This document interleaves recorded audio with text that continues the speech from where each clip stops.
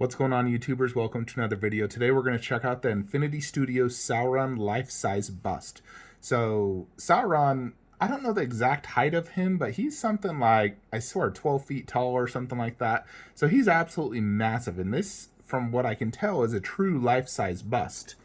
So they went with the classic iconic pose, same as my Prime 1/4 scale, although he's not holding his mace. His hand is just like gripped.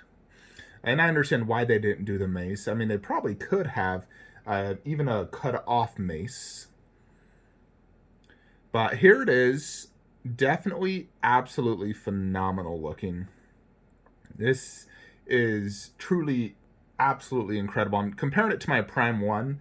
Now, there is one flaw I see in this design, which it's kind of hard to get around, because if they did truly, basically his hips, like his chest area, like all right here, it feels too skinny. And the reason they do that is to make the base not too big. Because if you look, I'm looking at my Prime 1 and it's a lot thicker. Like his body, like this feels like a skinny Sauron. That body is tiny. It definitely needs to be a lot wider lats and belly, chest area. So, the head looks fine, the arms look fine. I feel like just because they went with a smaller base, they had to accommodate, that. So the design of that does make his, lower half just look really small. So that is probably one of the few flaws, I would say. That and the fact he's not holding his, mace. I think he should be holding his mace. At least give an option to hold it. I mean, his hand is gripped. You could probably fit a mace in there, goodness. I think it'd look a lot cooler if he was holding that mace. But 175 centimeters, so it's nearly 6 feet tall, and also 128 width, 74 deep. So this is probably the biggest life-size bust I've ever seen. I would say, yeah, I'm trying to think. Yeah, this is the biggest I've ever seen. So absolutely incredibly massive. And I'm sure in person this thing would blow your frickin' mind, and you can get over those, tiny flaws I mentioned. Because, I mean, here's the thing. You could look at any piece, analyze it, and find flaws, design issues. It's, it's an artist concept, and they wanted to design it like this. So I do like the base. It's actually very similar to the Prime 1 Studios. It just says the Lord of the Rings. No Sauron or anything. I'm fine with. And apparently the ring lights up through some sort of magnetization.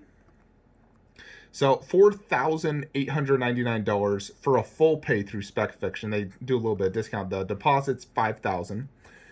So yeah, that has like a magnet switch that basically shows the inscription of the ring, which I think is really cool. I'd love to see a video of that. It's made of fiberglass polystone magnet fabric. Thing probably weighs 200 pounds. 99 edition size, so this thing is very limited. I don't think we'll see it in a lot of collectors collections just due to size. I think the price is actually really good. $5,000 for how big this is, considering their silicones are $4,000, $1,000 more, and you get this piece, which is double the size of a silicone. And he says shipping rate would be $600 to $900 freight shipping. So if the shipping cost is over our highest estimated amount, you may opt for a full refund. So, I mean, at the max, you're looking at nearly $6,000 for this. And I've paid $6,000 for a statue. My Wonder Woman on horse, which is also about as tall as this, although I think this would have more presence.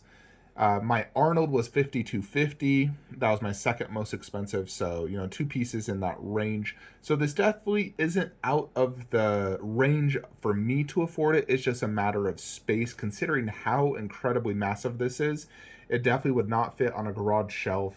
This would be something like, if I truly wanted to get this, it would have to go on my coffee table, where I currently plan to put my Godzilla vs. Kong at. If I wanted to do like this and the Prime 1 with my life-size mace, that could be a potential option if I wanted to do that. And it probably would be, absolutely mind-blowingly cool. But I am trying to avoid any more pre-orders. Plus, I do feel that Prime 1 with my mace and everything is truly all I need for Sauron, because it's such a magnificent piece and it has so much presence. But I think this piece is for those who collect only Lord of the Rings. You know, like I see a lot of collectors who only do Lord of the Rings. If I was that collector, this would be an absolute no-brainer for me. This would be the centerpiece to my collection. So any of those collectors out there who do Lord of the Rings only, this, in my opinion, is an absolute must-have. You get this, you get a Nazgul bust, you get a Lurtz bust, you know, all the Prime 1/1 Force. You know, you'll have an absolute killer Lord of the Rings collection. Unfortunately, I don't have that much Lord of the Rings space. I'm really kind of limiting it to 2 garage shelves and a glass shelf, and more or less that's kind of it. So pass for me personally, but I do think this is phenomenal. And overall, big props to Infinity Suits. This is a very ambitious bust. You know, I never thought I would see a bust this big, but it's very ambitious. So definitely, you know, they get some claps from me for doing that. And I do think they kept price reasonable. You know, considering inflation and the going prices of silicones, you know, obviously this isn't silicone, but I think this is equally as impressive. So, and the size is just out of this world. Shows it shipping Q1 2023. Doubt that happens. I would say expect this to ship Q1 2025. Based off Infinity Studios' track record. They are absolutely the worst statue company out there is when it comes to delays. So that's something they need to fix, is how long it takes to, you know, produce their statues. It simply takes way too long. They do produce absolutely amazing, but they need to fix their time frame in actually shipping this stuff.